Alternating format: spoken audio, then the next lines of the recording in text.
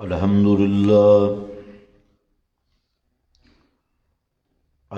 للہ وکفا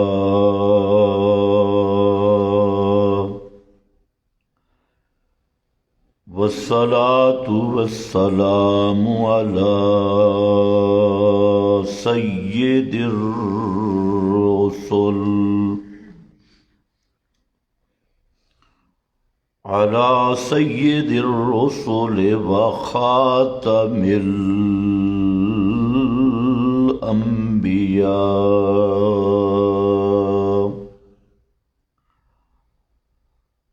أما بعد فأعوذ بالله من الشيطان الرجيم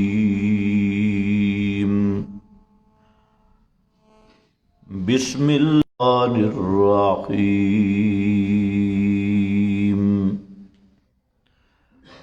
وما يعلم تعویلہ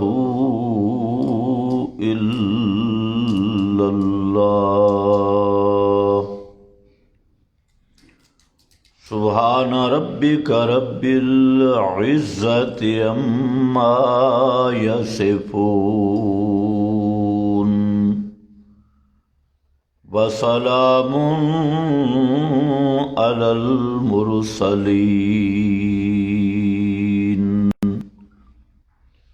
والحمد للہ رب العالمین۔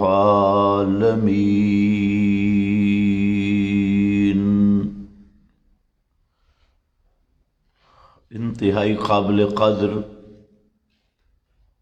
بزرگوں اور بھائیوں،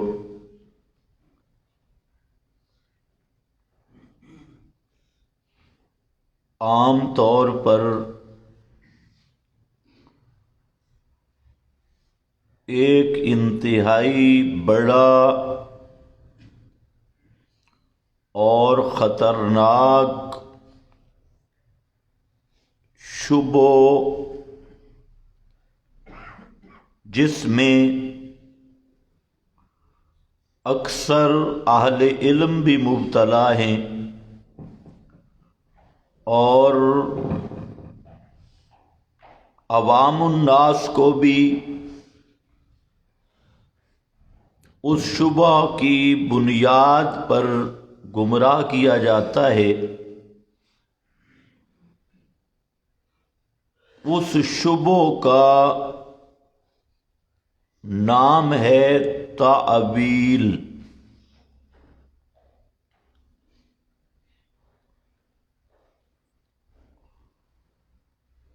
اکثر مفتیان کرام اور اہل علم طبقہ اس معاملہ میں بے راہ روی اور فکری گمراہی کا شکار ہے کہ تعویل کی تفصیل نہیں جانتا۔ ایک تو اس پر علمی ابحاث ہیں اہل فن کی، وہ تو عوامی گفتگو میں مناسب نہیں ہے۔ میں انتہائی مقصودی بات اور ضروری بات، عام فہم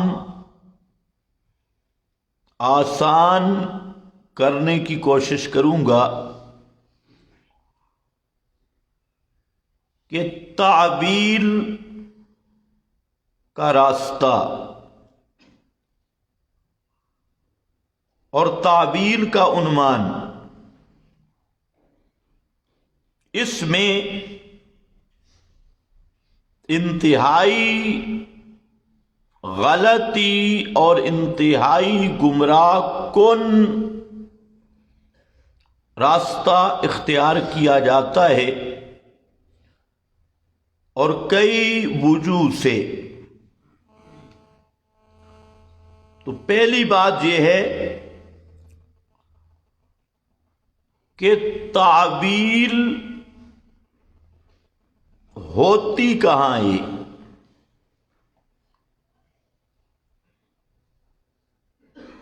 ضرورت تعویل پڑتی کہاں ہے، اس بات کو سمجھنا چاہیے۔ اور ساتھ یہ بات بھی سمجھنی چاہیے کہ تعویل دو قسم پر ہے، ایک تعویل صحیح ہے اور ایک تعویل باطل ہے۔ تو کس تعویل کا اعتبار کیا جا سکتا ہے؟ پہلی بات یہ ہے کہ قرآن مقدس کی، حدیث رسول کی صریح الفاظ جن کا معنی بالکل واضح ہو، قطعی الدلالت ہوں، صریح الدلالت ہوں، تو وہاں جس طرح اس نص قطعی کا انکار کرنا کفر ہے، اسی طرح اس نص قطعی میں تعویل کرنا بھی کفر ہے۔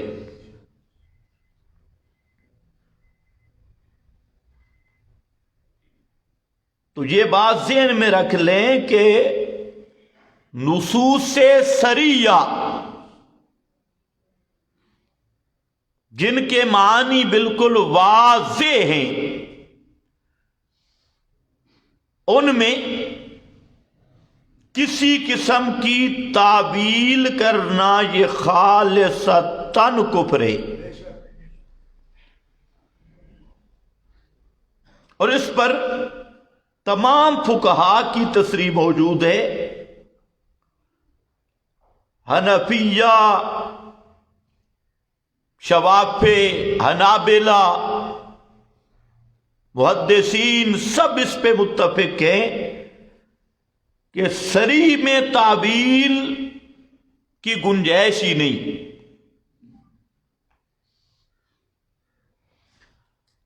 اور یہ بات بھی ذہن میں رکھ لیں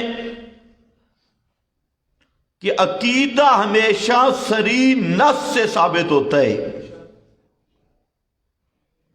جہاں صریح نص موجود نہیں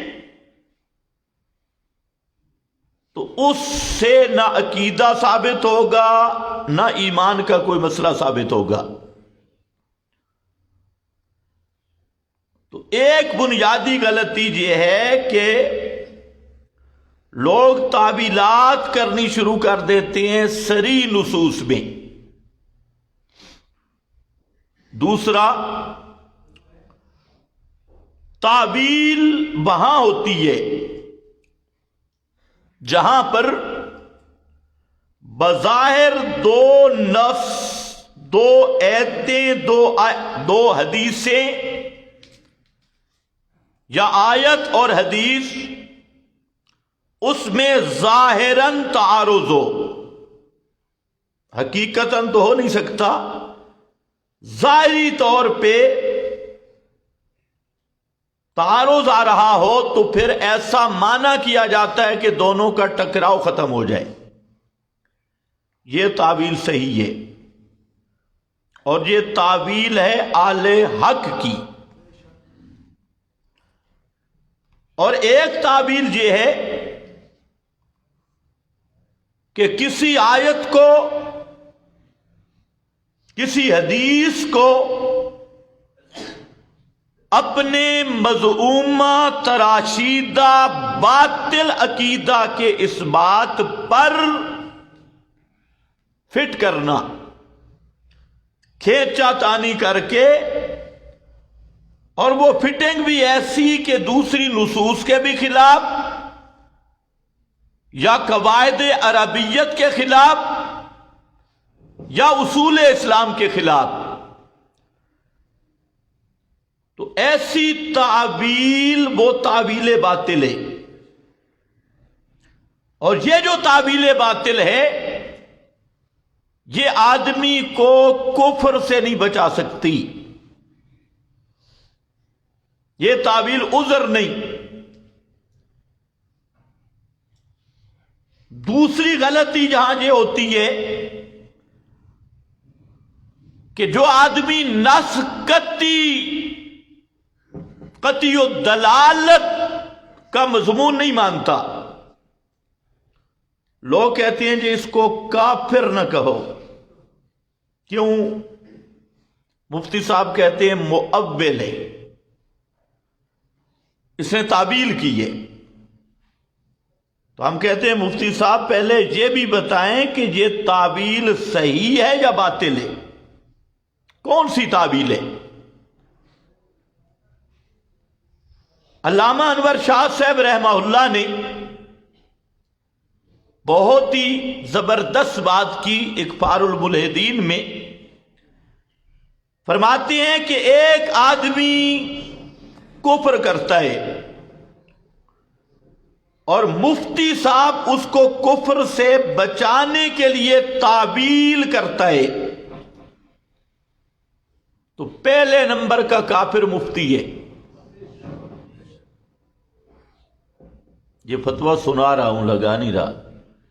اکفار الملحدین میں وہ مؤول بعد میں کافر ہے اور اس کی تعویل کرنے والا مفتی پہلے کافر ہے.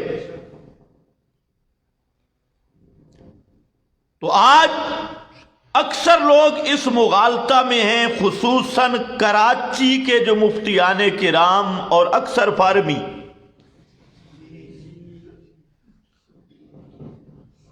کہ کوئی جتنا مشرک ہو کافر ہو کہ نہیں وہ مؤول ہے، وہ تعبیل کر رہا ہے. تو میں نے کہا تعبیل تو ابو جہل نے بھی کی تھی، مشرکین عرب تعبیل کرتے تھے. قرآن میں ہے، وہ کہتے تھے ما نعبدہم الا لیقربونا الیہ زلفیٰ. یہ تعبیل نہیں تو کیا ہے؟ ہم ان کی عبادت نہیں کرتے، سور و پکار نہیں کرتے مگر اس لیے کہ یہ ہمارا وسیلہ ہے. یقربونا الی اللہ زلفیٰ، اللہ کے ہمیں قریب کرتی ہے. اور دوسرے مقام پہ وَيَعْبُدُونَ مَا لَا يَنْفَعُهُمْ وَلَا يَضُرُّهُمْ. آگے کیا ہے؟ وَيَقُولُونَ یہ تعبیل ہے، کرتے ان کی عبادتیں جو نفع نقصان کے مالک نہیں. اور تعبیل کیا ہے؟ یقولون ہؤلاء شفاؤنا عند اللہ، یہ ہمارے اللہ کے ہاں سفارشی ہے، ہمارے کام کر دیتے ہیں. تو مشرکین عرب نے کیا کی؟ تعبیل. لیکن اس تعبیل کے باوجود واجب القتل ٹھہرے. نبی مکرم صلی اللہ علیہ وسلم نے ان کو قتل کیا، صحابہ نے ان کو قتل کیا. کس بنیاد پہ؟ یقولون ہؤلاء شفاؤنا عند اللہ. اس تعبیل کے باوجود آپ نے نہیں فرمایا یہ تو جی ابو جہل تو تعویل کر رہا ہے، کچھ نہ کہو. تو یہ اس لیے کہ وہ تعویل باطل تعویل تھی. آج مفتی صاحب بیٹھ کے کہتے ہیں جی یہ مؤول ہیں، انہوں نے تعویل کی ہے. میں نے کہا اگر ہر تعویل معتبر ہے تو پھر ابو جہل بھی مؤول تھا، مشرکین عرب بھی مؤول تھے، وہ تعویل کر رہے تھے. پھر ان کے بارے میں کیوں فرمایا فَاقْتُلُوا الْمُشْرِكِينَ، قتل کرو مشرکوں کو. قتل کی علت بھی شرک بیان کر دی. فَاقْتُلُوا الْمُشْرِكِينَ، قاتلو ائمۃ الکفر، زبردست کر کے فتویٰ لگایا، قاتلو ائمۃ الکفر، کفر کے اماموں کو قتل کرو، لیڈروں کو۔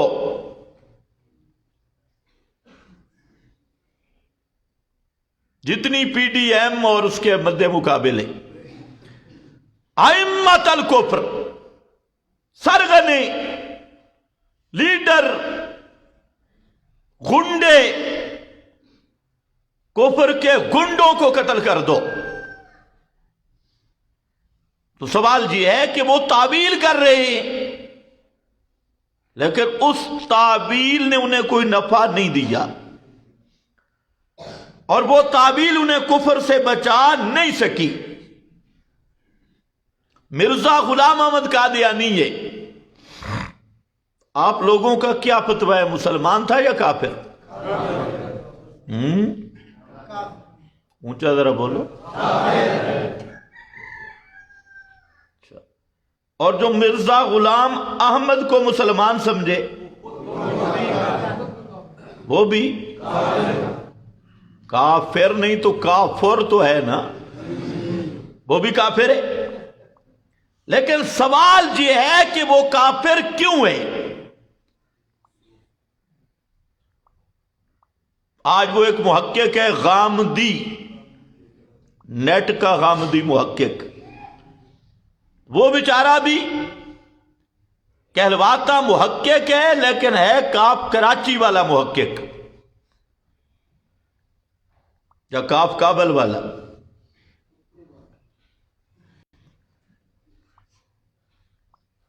پتہ شتہ کسی چیز کا نہیں۔ اور یہ جو سٹوڈنٹ ہیں کالج کے، یونیورسٹیوں کے، ان کا وہ امام بنا ہوا ہے، دین کا کچھ پتہ نہیں۔ وہ کہہ رہا تھا مرزا غلام احمد قادیانی کو ہم کافر نہیں کہتے، اس لیے کہ وہ تعویل کر رہا ہے، وہ ابل ہے۔ جیسے ہم مرزا کو کافر نہیں کہیں گے، نبی بھی نہیں مانیں گے اور کافر بھی نہیں کہیں گے۔ یہ اس غامدی کی تحقیق ہے۔ اور یہی وہ ایک اور مرزا ہے جیلمی، جس کا کوئی نسب کسی کو معلوم نہیں، بے نسب اور نہ پڑھا ہے کہیں۔ اب دین پر مصیبت تو یہی ہے نا کہ انجینئر دین کے محقق بن گئے۔ سب سے زیادہ مظلوم دین ہے۔ کوئی ماسٹر ادھر آ کر ٹریننگ کرتا ہے، کوئی ڈاکٹر، اس نے لیبارٹری دین کو بنایا ہے، کوئی پی ایچ ڈی لندن، بڑے دین سے آ رہا ہے، پی ایچ ڈی لندن تحقیقیں پیش کر رہے ہیں۔ جی مفتی صاحب ہے، جی کون ہے یہ پی ایچ ڈی؟ پی سے پلیت اور ایچ سے الحرامی الف لام کے ساتھ، اور ڈی سے ڈاگ، پی ایچ ڈی۔ اب اس نے دین کو تختہ مشق بنایا، پی ایچ ڈی صاحب نے۔ ادھر مرزا وہ انجینئر، اس نے کہا کہ کافر دنیا میں ہے ہی کوئی نہ، جو کلمہ پڑھ لے، چاہے قادیانی ہو، چاہے جناب کوئی بھی ہو، رافضی ہو، کوئی، سب مسلمان ہیں۔ کہتے ہیں شرک بھی کرتے ہیں لیکن مسلمان ہیں، مسلمان کفر کرتے ہیں لیکن ہیں مسلمان۔ تو اس کو بھی یہی دھوکہ لگا۔ تو مرزا غلام احمد قادیانی اور اس کے حواری وہ کافر ہیں، لیکن کیوں؟ حالانکہ وہ بھی تعویل کرتے ہیں۔ میں کتابیں لینے کے لیے ربوہ گیا، مرزا کی کتابیں، عام طور پہ نہیں ملتی. اس کی کتاب روحانی خزائن ہو، پوری زندگی کی تصانیف ہے. وہاں ربوہ کی دیواروں پہ لکھا تھا انا خاتم النبیین لا نبی بعدی.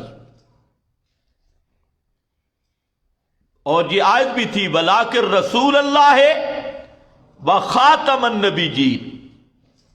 ان کے دفتر میں بھی لکھا تھا. میں نے پوچھا یہ کیا ہے؟ آپ تو ختم نبوت کے منکر ہیں. انہوں نے کہا کس نے کہا منکر ہے؟ اس لیے تو ہم نے لکھا ہے. کہتے ہم ختم نبوت کے منکر نہیں. کیوں؟ کیا کہتے کیا ہو؟ کیا معنی کرتے ہو ختم نبوت کا؟ انہوں نے کہا ختم نبوت کا معنی ہے کہ آپ کی نظر نبی گر رہے. اب جو نبی آئے گا اس پہ مہر محمدی لگی ہوئی ہوگی. تو آپ کی نظر نبی گر رہے، یہ معنی کیا ختم نبوت کا. میں نے کہا وہ کیسے کہتے ہیں؟ ختم بمعنی مہر ہوتی ہے نا. عربی لغت نکال لایا کہ ختم بمعنی مہر ہے نا، نگینہ ہے نا. تو آپ نبیوں کی مہر ہے، جس پر آپ کی مہر لگے گی نبی وہ بنے گا. میں نے کہا بہت اچھا. پھر آپ پر جس نے مہر لگائی ہے تم نے اس کو مانا ہے؟ کہتے ہاں. میں نے کہا مہر میں دکھا دیتا ہوں اور مان ذرا. یا قادیانی کے بارے میں آپ کے پاس کوئی مہر ہے وہ آپ دکھائیں، میں آپ کو مہر دکھاتا ہوں. آپ نے فرمایا کہ انا خاتم النبیین لا نبی بعدی. اور ساتھ فرمایا ثلاثون دجالون یزعم انہ نبی وَأَنَا خَاتَمُ النَّبِيِّينَ. فرمایا میں نے کہا اب مہر ذرا سننا. آپ نے فرمایا میرے بعد جو نبوت کا دعویٰ کرے گا نا اس پہ مہر محمدی ہے، وہ دجال بھی ہوگا کذاب بھی ہوگا. یہ ہے مہر محمدی. اب مانو کہ قادیانی نے دعویٰ کیا تو وہ دجال بھی ہے کذاب بھی ہے.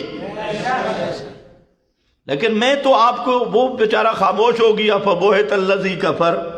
تو میں نے کہا آپ کے قادیانی کے بارے میں کوئی حدیث ہے پیش کر کے مرزا غلام احمد قادیانی مرزا گاما اس کو اللہ نبوت دے گا. میں تو آپ کو مہر پیش کر رہا ہوں کہ محمد مصطفیٰ کے بعد جو نبوت کا دعویٰ کرے گا اس پر مہر محمدی ہے دجال کذاب. وہ دجال بھی ہوگا کذاب بھی ہوگا. لیکن میں عرض کر رہا ہوں کہ اس نے بھی کیا کی تعبیر کہ ختم نبوت کا معنی بدل دیا. اور پھر یہ تعبیر کی کہ ایک نبوت ہوتی ہے حقیقی اور ایک نبوت ہوتی ہے ذلی اور بروزی. تو کہنے لگا ہم نبی کو حقیقتاً خاتم الانبیاء مانتی ہیں اور مرزا قادیانی کو ذلی اور بروزی نبی مانتی. اور مرزا نے خود بھی لکھا. تو اب سوال یہ ہے کہ تعبیر تو اس نے کی ہے، یہ تعبیر صحیح ہے یا نہیں؟ مفتیوں سے میرا سوال ہے کہ قادیانی تعبیر کر رہا ہے اور 3 تعبیریں، اور اس نے خاتم النبیین کے لفظ کا انکار نہیں کیا، معنی نیا کر دیا، مفہوم بدل دیا. تو یہ تعبیر قادیانی کو کفر سے نہیں بچا سکی. اسی طرح کافر ہے. اسی طرح مرزا نے متواتر احادیث 40 کے قریب، جو 20 کے قریب صحابہ سے مضمون ثابت ہے، مضمون متواتر ہے، اور قرآن پاک کی نصوص بھی موجود ہے کہ حضرت عیسیٰ علیہ السلام آسمانوں پر زندہ اٹھائے گئے اور قرب قیامت حضرت عیسیٰ علیہ السلام زمین پر نازل کیے جائیں گے، اور یہ مسئلہ قطعی ہے۔ سب علماء نے لکھا جو اس کا انکار کرے وہ کافر ہے۔ قادیانی نے تعویل کی، اس نے کہا جتنی نصوص میں حضرت عیسیٰ کے آمد کی باتیں،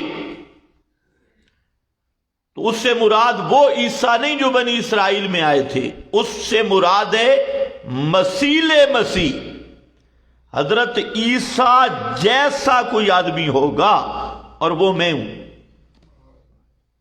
یہ ساری حدیثیں میرے بارے میں آئی، مسیح۔ تو اس نے ان نصوص کا انکار نہیں کیا، کیا کی؟ تعویل کی۔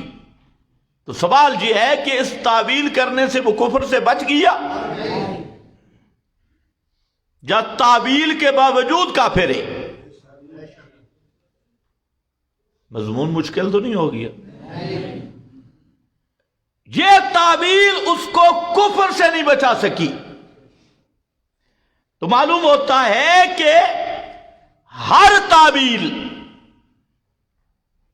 وہ کفر سے نہیں بچا سکتی۔ تعویل صحیح بھی ہوتی ہے، تعویل باطل بھی ہوتی ہے۔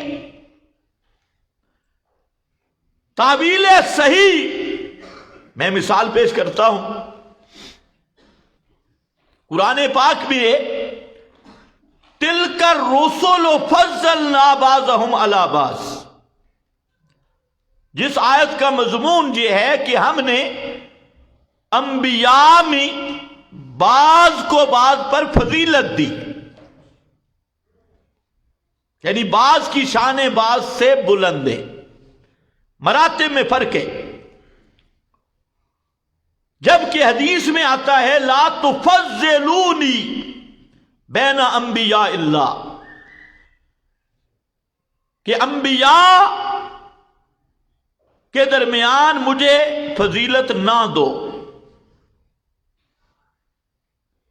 قرآن میں ہے فضیلت دی ہے، حدیث میں لا تفضلوا، کسی میں لا تخیرونی، لا تفضلونی، یہ ایک مضمون ہے حدیث کا۔ اب ہم کہتے ہیں کہ حدیث کا معنی وہ کرو جو قرآن سے نہ ٹکرائے، کہ انبیاء کے درمیان فضیلت ہے، تفضیل ہے، فرق مراتب ہے، تو پھر لا تفضلونی کا کیا معنی؟ اس کا معنی 3 ہے۔ اس حدیث کا مقصد ہے کہ اپنی طرف سے قیاسیں کر کے، ڈھکوسلے لگا کر، اپنی تراشیدہ فضائل نہ بناؤ جس کی بنیاد پہ کوئی دلیل نہ ہو۔ جس طرح لوگوں نے فضائل بنائے ہوئے ہیں کہ نبی پاک صلی اللہ علیہ وسلم کا سایہ نہیں تھا، دلیل کوئی بھی نہیں۔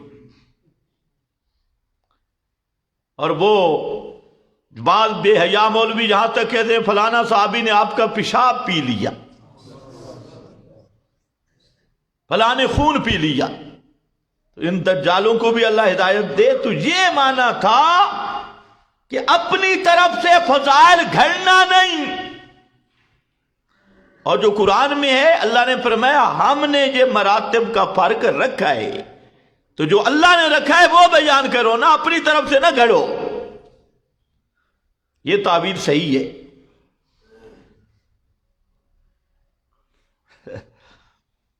اور اسی طرح ایسی تفضیل بیان نہ کرنا کہ دوسرے نبی کی توہین ہو۔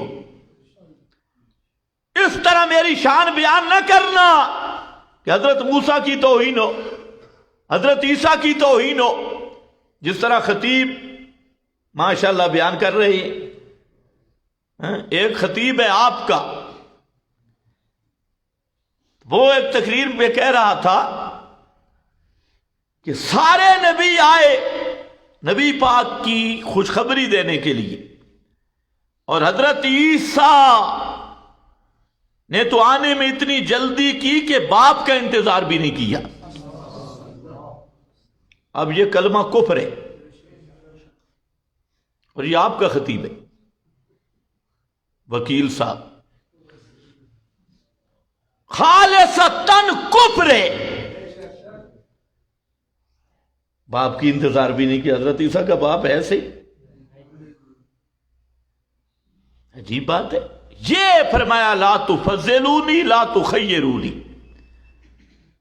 یہ معنی ہے۔ یہ مثال میں نے آپ کو دی تعبیل صحیح کی۔ تعبیل صحیح وہ ہوتی ہے جو دو نصوص میں بظاہر تعارض آئے، ٹکراؤ معلوم ہو، تو جس نص کا درجہ زیادہ ہے اور جس کا کم ہے اس کو اس کے موافق کر لیا جائے معنی، ٹھیک ہے، بشرطے کہ آدمی اہل حدیث نہ ہو، کیوں نے اس نے قرآن میں تعبیر کرنی ہے، حدیث میں نہیں کرنی، ایسے الٹی گنگا ہے۔ ہم کہتے ہیں قرآن محکم ہے، روایات کو قرآن کے مطابق کریں گے۔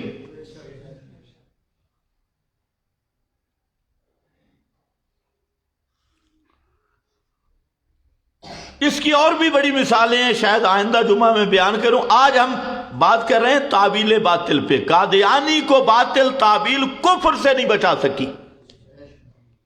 اسی طرح روافض ہیں،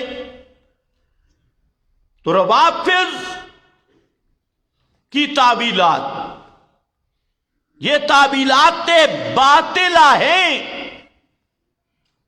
اور یہ ان کو کفر سے بچا سکتی نہیں۔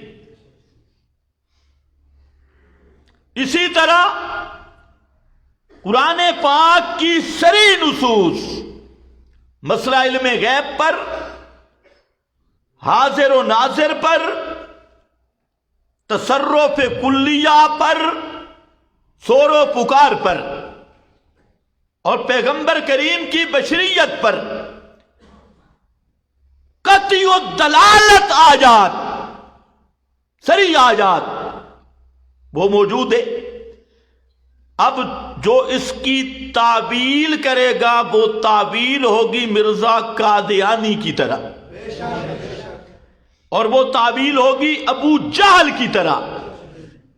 اس لیے وہ تعبیل اس مؤول کو کفر سے نہیں بچا سکتی، اور جو مفتی ان کو کفر سے بچانے کے لیے تعبیل کرے گا وہ مفتی پہلے کافر ہوگا، مؤول بعد میں کافر ہوگا۔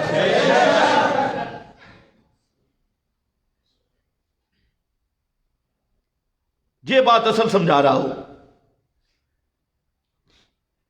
قرآن پاک میں قُل لا یعلم من فی السماوات والارض الغیب الا اللہ، اب اس کی کیا تعبیر کرو گے؟ قُل لا یعلم، کہ میرے پیغمبر اعلان کر دو کہ آسمان و زمین کی کوئی مخلوق لا یعلم الغیبہ، ہر غیب کو نہیں جانتی سوائے اللہ کی۔ جاننے والا کون ہے؟ صرف اللہ۔ اب ایک آدمی تعویل کرتا ہے اور کہتا ہے جی یہ آیت النجومیوں کے بارے میں ہے،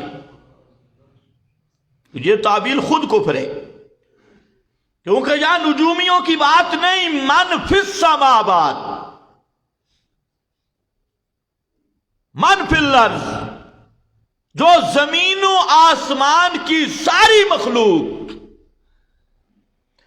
اور پھر ام المومنین حضرت عائشہ صدیقہ سلام اللہ علیہا نے واضح کر دیا، فرمایا من زعم ان محمدا یعلم الغیب فقد عازم علی اللہ الفریہ۔ جس آدمی نے یہ گمان کیا، عقیدہ رکھا کہ محمد صلی اللہ علیہ وسلم جمیع ما کان ما یکون کا علم جانتے ہیں، الغیب سب غیبوں کو جانتے ہیں، تو اس نے اللہ پہ بہتان باندھا ہے۔ کیوں جی؟ فرمایا قال اللہ، اللہ نے فرمایا ہے قل لا یعلم من فی السماوات والارض الغیب الا اللہ،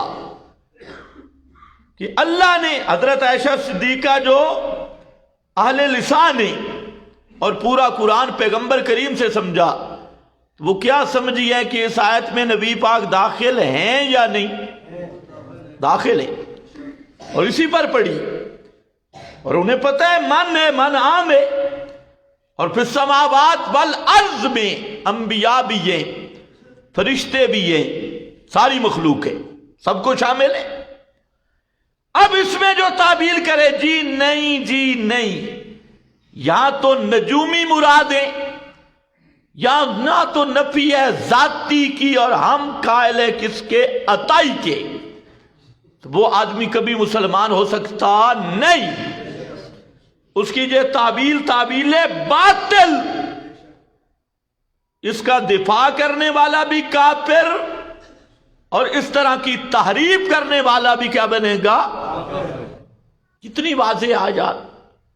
وہاں تو ایک ہے نا خاتم النبیین، ان لفظوں کے ساتھ ایک آیت ہے 30 پاروں میں، ولیکن رسول اللہ و خاتم النبیین، ایک ہی آیت ہے۔ ویسے ختم نبوت پر آیات 100 کے قریب ہے، لیکن ان سری لفظوں کے ساتھ ایک آیت ہے، اس میں تعبیر کرے تو کافر۔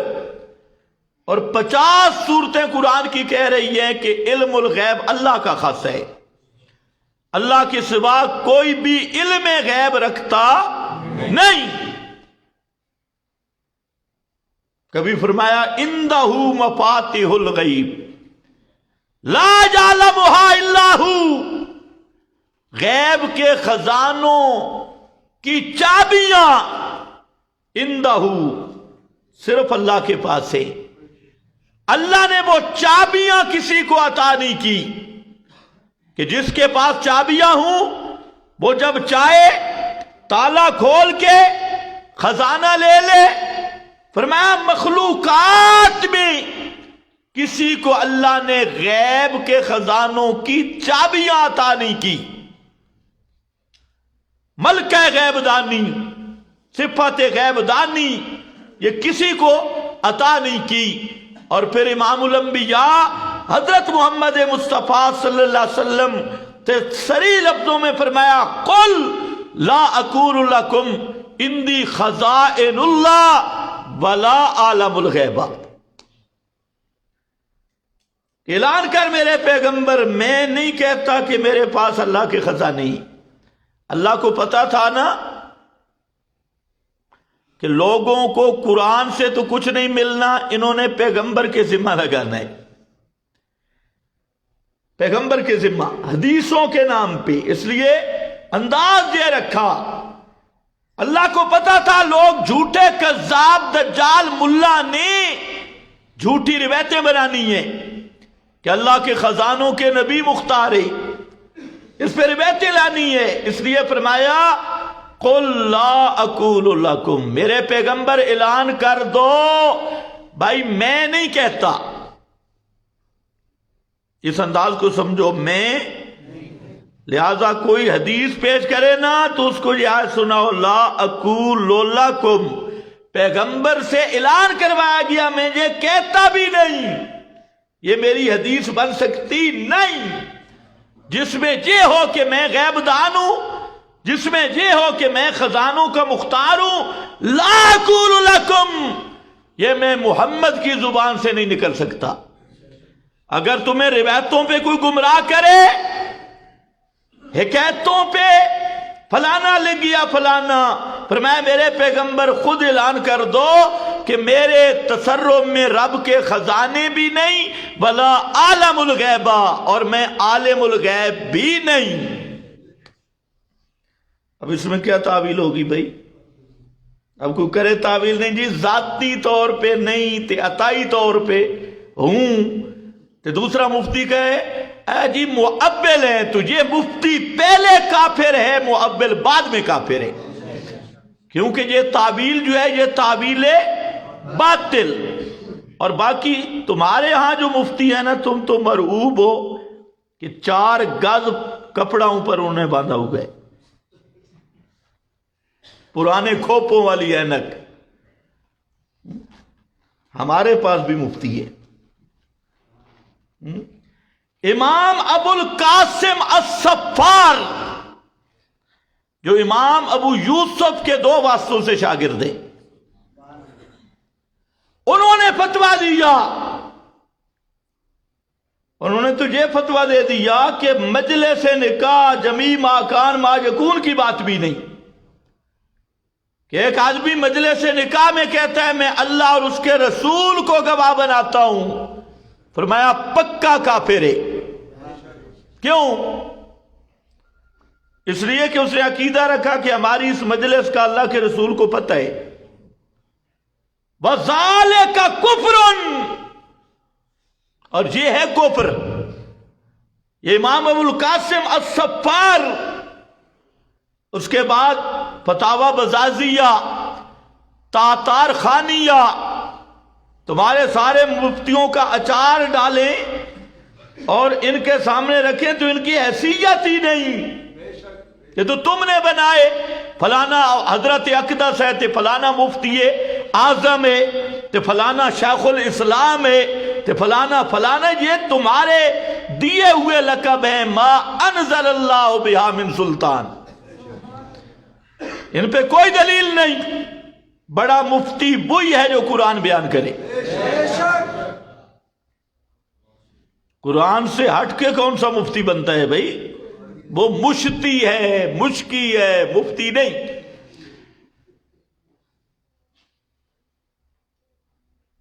تاتار خانیہ میں، بزازیہ میں،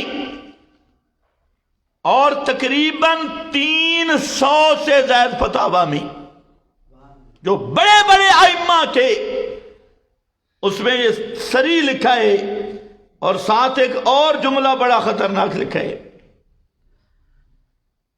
کہتی ہیں لا یعلم الغیب حین کان فی الاحیاء فکیف بعد الموت، جب آپ زندہ تھے اس وقت غیب نہیں جانتے تھے، فکیف بعد الموت، تو مرنے کے بعد غیب کیسے جانتی؟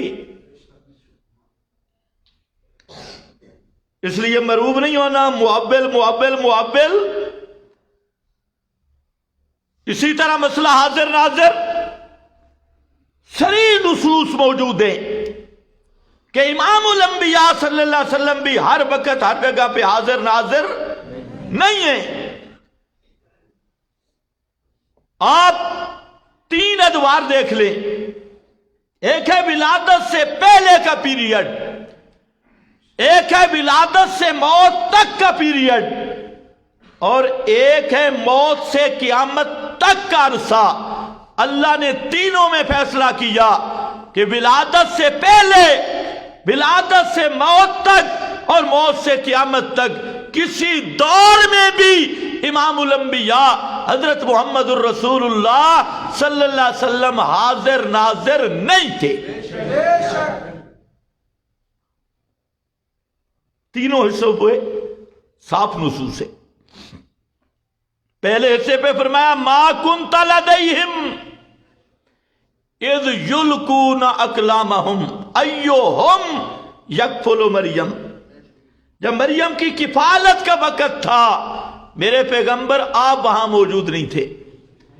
جب حضرت یوسف کے بھائیوں نے حضرت یوسف کو کنویں میں ڈالنے کا منصوبہ بنایا، ما کنت لدیہم اذ اجمعوا امرہم وہم یمکرون، میرے پیغمبر آپ وہاں پر موجود نہیں تھے جب موسیٰ پیغمبر پہ وحی آئی کوہ طور پر، اذا قضینا الی موسیٰ الامر، حضرت موسیٰ کی طرف وحی آئی، ما کنت بجانب الطور، میرے پیغمبر تو وہاں پر موجود نہیں تھے۔ اسی طرح جتنے واقعات آدم، موسیٰ، ابراہیم، سب انبیاء کے ہم نے واقعات آپ کو بتائے، جن کے بتائے اور جتنے انبیاء گزرے ان سب کے بارے میں فرمایا تلک من انباء الغیب نوحیہا الیک، کسی ایک کے دور میں بھی آپ موجود نہیں تھے، یہ سارے واقعات آپ سے غیب تھے، ہم نے آپ کو اس کی خبر دی ہے، بتلائے ہیں وحی کے ذریعے۔ اور اس طرح کی بے شمار نصوص ہے۔ اور اسی طرح 6 مقام پہ جو آپ کی زندگی ہے وہ تو بالکل واضح ہے، آپ مکہ میں تھے، مدینہ میں نہیں تھے۔ اگر حاضر ناظر تو ہجرت کا کیا معنی، معراج کا کیا معنی، آپ کی امامت کا کیا معنی؟ اور اس طرح تو واضح نصوص۔ اور وفات کے بعد فرمایا اما نرینک بعض الذی نعدہم او نتوفینک، میرا پیغمبر 2 کام ہوں گے، یا تو ہم آپ کو دکھلائیں کہ ان پہ عذاب آئے گا، یا آپ کو موت دے دیں گے۔ یہ معنی سمجھتے ہیں؟ یا دکھلائیں گے یا دکھلائیں گے یا کیا معنی؟ موت کے بعد بھی دیکھتے ہیں، اگر موت کے بعد دیکھیں تو اس کا کیا معنی ہوگا؟ یا آپ کو دکھلائیں گے یا آپ کو موت دے دیں گے۔ تو موت کے بعد بھی دنیا کے احوال جانے تو او نتوفینک کا کیا معنی؟ ہمارے استاد تھے حضرت قاضی عصمت اللہ صاحب رحمت اللہ علیہ، جو بڑے مناظر تھے، بہترین مناظر۔ وہ جب پڑھاتے تو اس آیت پہ ایک واقعہ سناتے معنی سمجھانے کے لیے۔ وہ کہتے کہ ایک آدمی تھا، وہ بیوی سے بہت ڈرتا تھا، اللہ سب کو محفوظ رکھے۔ تو وہ آیا تو بیوی نے سالن میں نمک زیادہ ڈال دیا، اس نے چکھا اور کہتے ہیں میں بے وقوف ہوں، یا اس نے جب کہا نا یا تو اس نے چمچ اوپر کیا، تو کہتے ہیں یا میں بے وقوف ہوں یا میں۔ تو قاضی صاحب کہتے تھے یہ عبارت ٹھیک ہے، کہنا کیا چاہتا تھا؟ یا میں بے وقوف یا تو، اور یہ یا میں بے وقوف سمجھتا کہ یا میں بے وقوف یا میں۔ یہ بے ایمان اس طرح ایتوں کا معنی کرتی ہے، اس طرح قرآن کے ساتھ مذاق کرتے، حالانکہ وہاں وفات مقابل رویت کی ہے، اور مطلب ہے 2 میں سے ایک ہوگا، یا دیکھنا ہوگا یا موت ہوگی۔ تو قرآن نے فیصلہ کر دیا کہ موت کے بعد پیغمبر بھی دیکھ سکتے دنیا کے احوال نہیں۔ حضرت علی کو آپ نے بھیجا کام پر، ترمذی میں، اور پیچھے کیا کہہ رہے تھے؟ اللہم لا تمتنی حتی ترینی علی، اللہ اس وقت تک موت نہ دینا مجھے جب تک میں علی کو دیکھ نہ لوں۔ کتنی واضح حدیث کہ موت کے بعد علی میری چارپائی کے قریب بھی آ جائے، میری قبر پہ بھی آ جائے، میں دیکھ سکتا نہیں۔ تو موت کے بعد حاضر ناظر نصوص کا مسئلہ ہے، خالص نصوص کا، اور اس پہ آپ کے مفتیوں کی بات نہیں، سب فتاوی والے لکھ گئے من کالا ارواح المشائخ حاضرۃ قد کفر۔ البحر الرائق میں بھی ہے، جس نے یہ بات کی کہ مشائخ انبیاء اولیاء کی ارواح حاضر ہوتی ہیں، تعلم و جانتی ہیں، قد کفرا وہ آدمی پکا کافر ہے، وہ مسلمان نہیں. سب فتاوی میں موجود ہے. لیکن مجھے تعجب ہے پاکستانی مفتیوں پر، درسگاہوں میں بیٹھ کے یہ محبت تعویل ہے جی، تعویل ہو رہی ہے. خیر، اسی طرح مسئلہ نور بشر کا کتنا واضح مسئلہ. قل سبحان ربی حل کنت الا بشرا رسولا، حل کنت الا بشرا رسولا. ترجمہ نہ بھی کرو، بشر پہلے رسول بعد میں، بشرا رسولا. قل انما انا بشر مثلکم، فرما دیجئے بشر ہونے میں تم جیسا ہوں، شان میں فرشتوں سے بھی بلند، ساری کائنات سے بلند، لیکن بشر ہونے میں تم جیسا ہوں. قل انما انا بشر، یہ آیت دو مقام پہ آئی ہے، ایک سورۃ الکہف کے آخر میں، ایک سورہ حامیم سجدہ کی ابتدا میں. مضمون یہی ہے، قل انما انا بشر مثلکم. اب اس میں کوئی تعویل کرے کہ ظاہر صورت بشری میں تم جیسا ہوں. احمد رضا نے یہی معنی کیا، تم فرماؤ ظاہر صورت بشری میں تم جیسا ہو، لیکن جھوٹے کا حافظہ نہیں ہوتا. یہ معنی کیا سورۃ الکہف میں، اور جب حامیم سجدہ میں پہنچا تو یہ تعویل بھول گیا.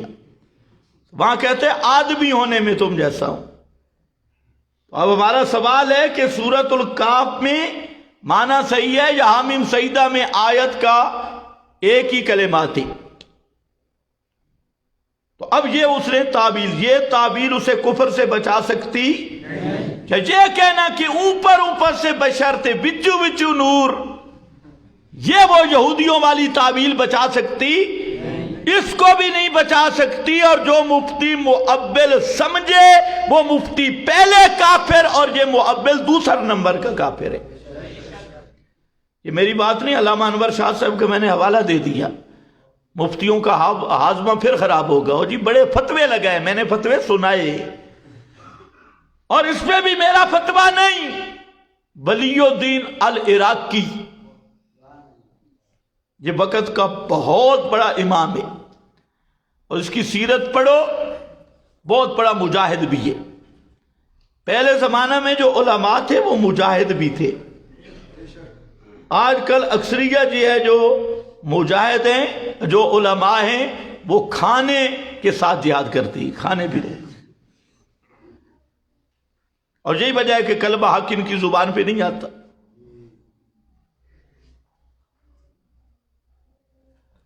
اور آپ کو جو دھوکہ دیتے آپ بھی پچا لیتی.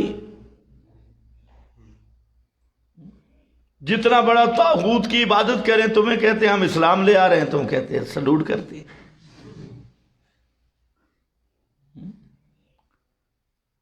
ولی الدین العراقی بہت بڑے مجاہد، اور عراق کے وہ مفتی تھے کہ سید محمود آلوسی، جن کو خاتم المفسرین کہا جاتا ہے، انہوں نے ان کا فتویٰ نقل کیا.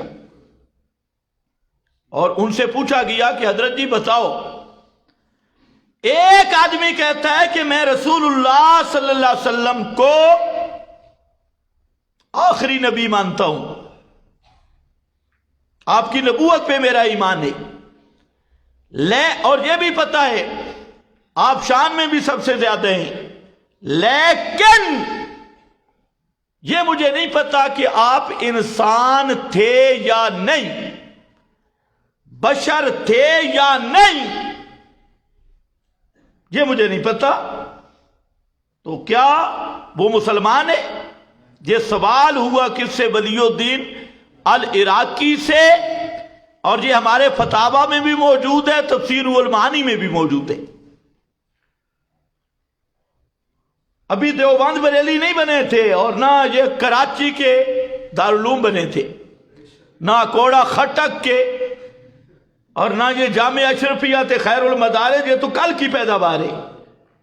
یہ تو ایسے جیسے وہ بہار میں آوازیں آپ سنتے ہیں، بارشیں زیادہ ہوں تو ہر طرف سے آوازیں آتی ہیں، کس کی بلا؟ ہاں، یہ تو وہی حیثیت ہے. نقال کہ مجھے کہتا ہے میرے پاس خیر المدارس کا فتویٰ آ گیا. میں نے کہا پہلے لفظ تو صحیح کر، خیر المدارس ہے یا شر المدارس ہے؟ کہتے توبہ توبہ توبہ توبہ توبہ توبہ توبہ. میں نے کہا جہاں شرک کی تردید نہیں ہوتی، توحید بیان نہیں ہوتی، بدعت کی تردید نہیں، سنت کی اہمیت نہیں، تو وہ جبے پہننے سے تو خیر المدارس نہیں بنتا.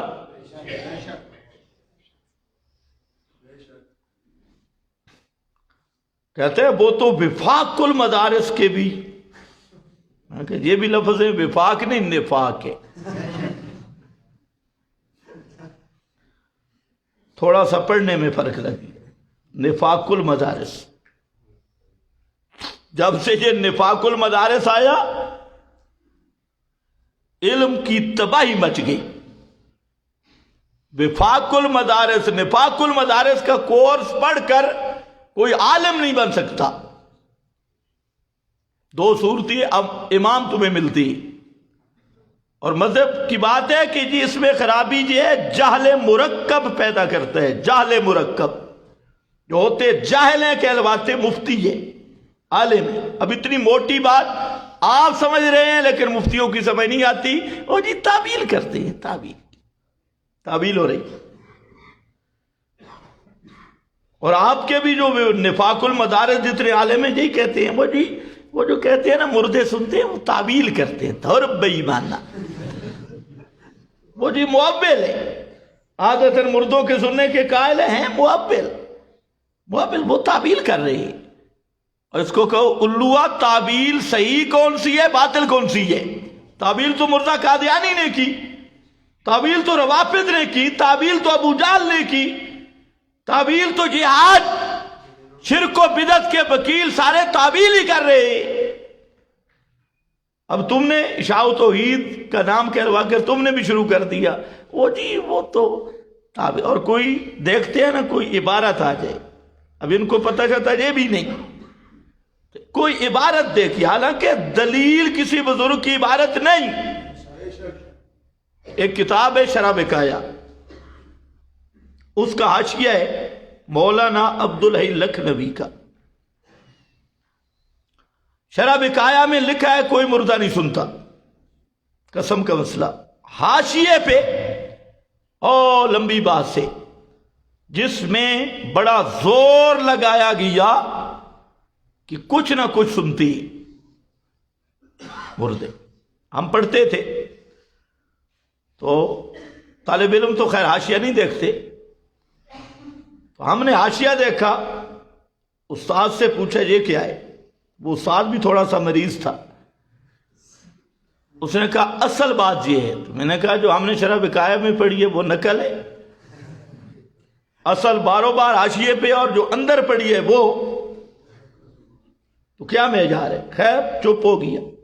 ہمارے حضرت تھے مولانا محمد سعید صاحب بلند والے رحمت اللہ علیہ، بڑے محقق عالم تھے. ان کے پاس میں گیا، میں نے کہا استاد جی حاشیے میں کیا لکھا ہے؟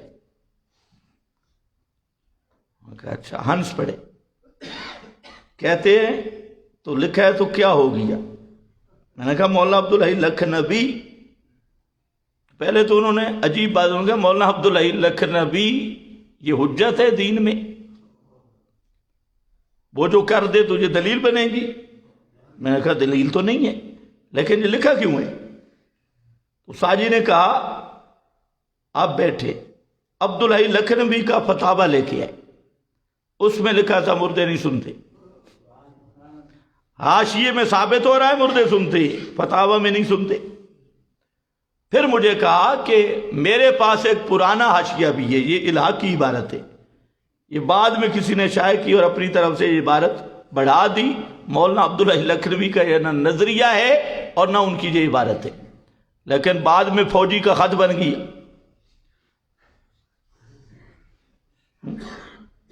اسی طرح اب یہ جو طالب علموں کو اصول شاشی پڑھاتی، اس کا جو حاشیہ لکھنے والا ہے یہ پکا بدعتی ہے، للڑ بدعتی۔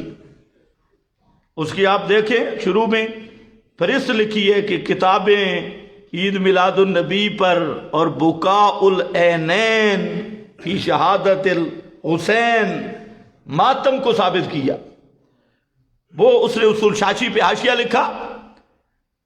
اب یہ طالب علموں کو وہ حاشیہ پڑھاتی، اس نے بھی اوپر اصول شاشی میں لکھا ہے مردے نہیں سنتے، حاشی میں اس نے لکھا کچھ نہ کوئی سنتے، زیادہ نہیں کچھ نہ کچھ اب اس کو طالب علموں کو پڑھایا، دیکھو نا یہ حقائق کھل رہے ہیں، اور لعنت بے ایمانہ ساتھ کہتے ہیں جی حقیقت چھپ نہیں سکتی۔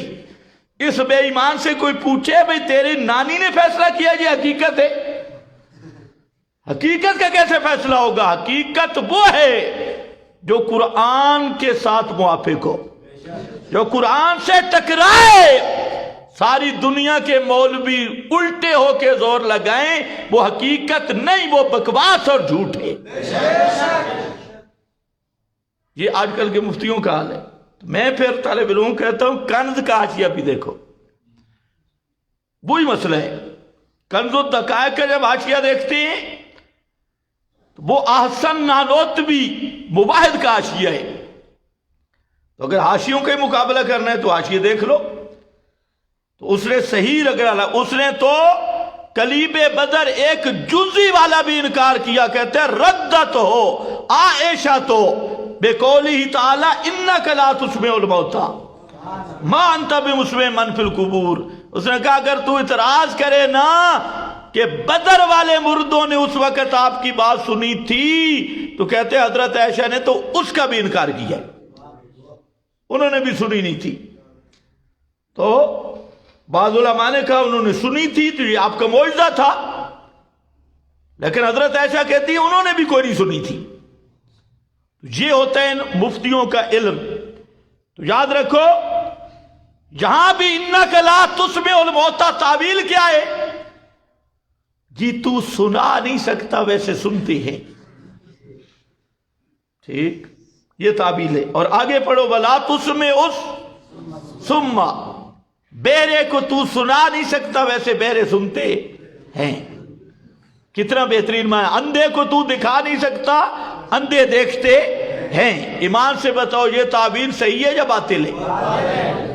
یہ جو تعویل ہو رہی انک لا تسمع الموتى، تو سنا نہیں سکتا ویسے مردے سنتے ہیں، تو ہم کہتے ہیں اگو بھی پڑھنا ولا تسمع الصم الدعاء اذا ولوا مدبرین، ہوئے بھی ڈوری قد، الصم جس کا قوت سماعت یہ پٹھا ہی پیدا نہیں ہوا، اور نرا بہرا، اور وہ بھی پیٹھ دے کے جا رہا ہو، سامنے تو کچھ نہ کچھ ہونٹوں سے اندازہ کرے گا، اور وہ بھی پیٹھ دے کے جا رہا ہے۔ تو فرمایا اور آگے انک لا تہدی العمش، آپ اندھوں کو نہیں دکھا سکتے ویسے اندھے دیکھتے ہیں۔ اے مولوی کا معنی یہ قرآن سے مذاق ہے یا تعبیل ہے؟ یہ تعبیل بھی بچا سکتی نہیں۔